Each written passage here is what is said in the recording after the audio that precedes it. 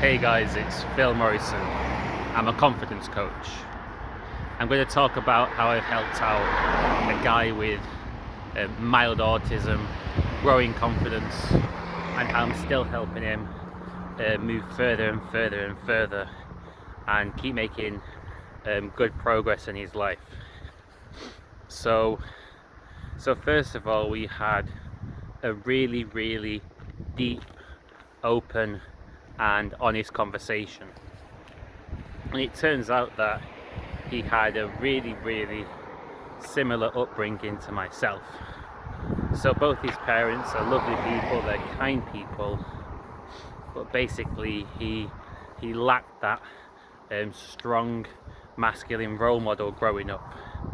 So he said that his dad is a nice person but a massive people pleaser and doesn't really have much of a backbone, and it's hard to have open and frank conversations about parents. Never easy, because we love our parents, but often our upbringing can have massive effects in later life. So he lacked training in those masculine skill sets like leadership skills, boundaries, confidence, and he's had lots of problems because of this. And we discussed that certain sides of our family fall more on the narcissistic end of the spectrum. So we had this really open conversation about our upbringing, and it's really helpful to connect with someone who's been through similar things to yourself. And because of his autism, he had many experiences in school where he was outcasted, made to feel like a misfit, and this can definitely affect people in later life. It's crazy how much our years in high school can affect our confidence and life from there on after. And I was also a massive misfit at the age of high school. I had no confidence, I had full-blown social anxiety, depression, I wasn't even eating the right diet, so I had bright yellow skin. So I was a misfit as well. So this conversation really helped this guy Tyrone to open up. And opening up and being honest is the first step to developing true self-confidence. You have to practice being yourself before you can truly believe in yourself. So this conversation, and the first conversation we had, lasted for about 4 hours over Zoom, and it was a brilliant conversation. And he said it was actually the best conversation he'd had in years, and it really helped to bring him out of his shell. Then I did a taster session with him in Birmingham, where we met for coffee and expanded on this, and I really inspired him to go out there and use his courage and face different fears, build more confidence. And after this session, he went away and first tackled a fear he had since he was a kid. So this particular fear was actually riding a bike. So he was told that he had bad balance, and as a kid, when he tried to ride a bike, he fell off a bike on several occasions, and he was scared of falling over into the road, scared of embarrassment, being judged by other people. But he learned to ride a bike from scratch since our first taster session, and even riding it on main roads as well. So facing fears can really help people build confidence, and we all have our own unique fears, and they're not the same from one person to the next. So I've learned it's never right to judge someone for their fears. What's scary to one person can be straightforward and easy to another, but when you face fears that have held you back, you feel way better afterwards. And today's session, we really cracked on and focused on a topic which is super important, which is personal boundaries. So people that have come from a background of social anxiety, and especially people without a strong masculine role model, often fall into the people pleaser end of the spectrum. And this is certainly something where I fell, and took me so much time to really learn strong boundaries with people. It's something that I still continuously practice and get better at. And I knew I could help him out with boundaries, because even in recent times, in the past year, I've been coaching lots of clients, and you have to have good boundaries with people, because you don't want one session to affect another session. So you have to be able to help people out, but not get drained. And for that reason, you have to have strong boundaries as a coach. And he was talking about situations where people would take advantage of his kind nature, and essentially he didn't want to leave anyone behind. So people that he sees as struggling in life, he tries to help them out, which is fantastic. And you know, helping out people is something which I do personally, and I love doing. But his problem was kind of people crossing his boundaries, and him basically going from being a supportive person who's listening to other people to enabling negative behaviours. So he used the word enabling a lot, and he was looking to really develop stronger boundaries with people so that he can spend time with them and not get drained, and just really work on his boundaries in general. And this is something which I've been able to help him with.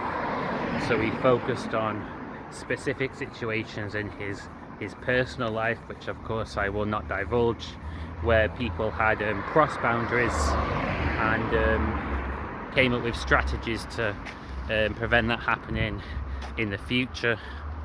And there's really difficult situations where you might have to develop boundaries with your parents, and this doesn't mean cutting your parents out of your life, of course, but if your parents can basically dump responsibility onto you that is unfair, ask too much, and basically bring you down with negativity and criticism, you do have to strike a balance where you spend time with them but don't spend too much time, so you minimize the time you spend with them to a certain extent, and you have outlets so that you can keep yourself in good spirits and look after your own well-being.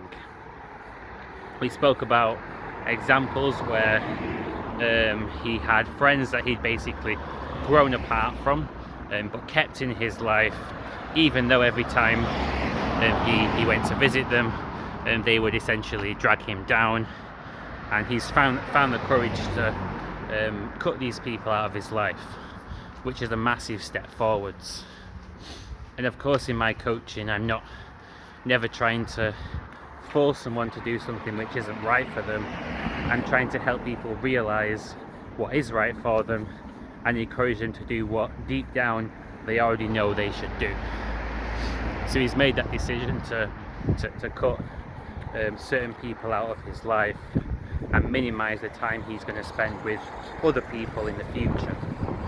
And this is a fantastic practice of boundaries, and one of the simplest ways, if someone's a friend and there's no reason why you need to see them, and if you grow apart from them and you realize that you come away feeling drained, and actually it's not a win-win situation, it's actually a loss for you, then cutting that person out of your life is actually the kind thing to do, because you're important as well as that other person, and your well-being is very, very important.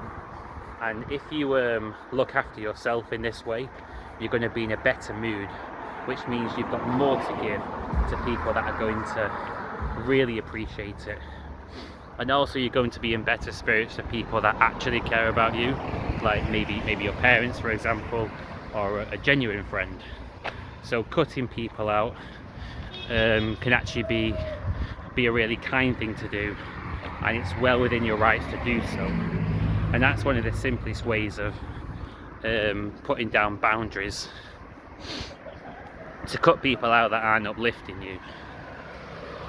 We also talked about other situations where you need to basically confront people, find the courage to do this.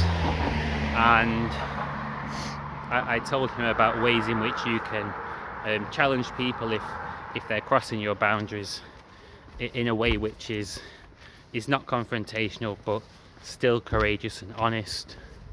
And he definitely got a lot of value from this, and because I could see that he was learning so much in the session, and there's things that he can implement in his real life. The session went on for about 6 hours, and main focus was boundaries, and he's going to practice this over the next month. And a really great mindset with this skill set is basically to say, how can I get a little bit better than I currently am? So you go out there and get a bit of experience in the arena of real life, and focus on how you can get a bit better with boundaries over the next month. And then when you've got a bit better, you can get even better and even better. So it's one of those skill sets where you have to slowly and gradually improve at.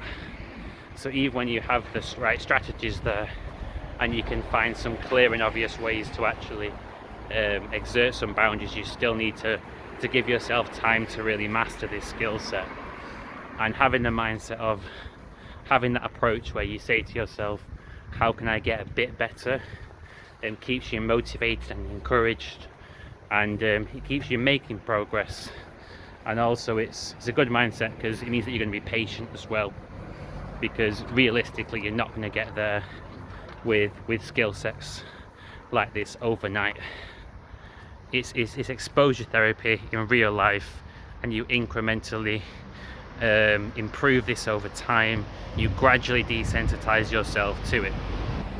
I managed to find examples where he had exerted boundaries and confronted people in real life in the past, and when he realized that he already had actually done this, he knew that it was something that he could do. It's a skill set that we all have, but we need the courage to act on our instincts and do it in a way which is honest and direct and brave, but not confrontational or rude. We don't want to go around being unkind to people. That isn't what having good boundaries is about. It's actually win-win situations, because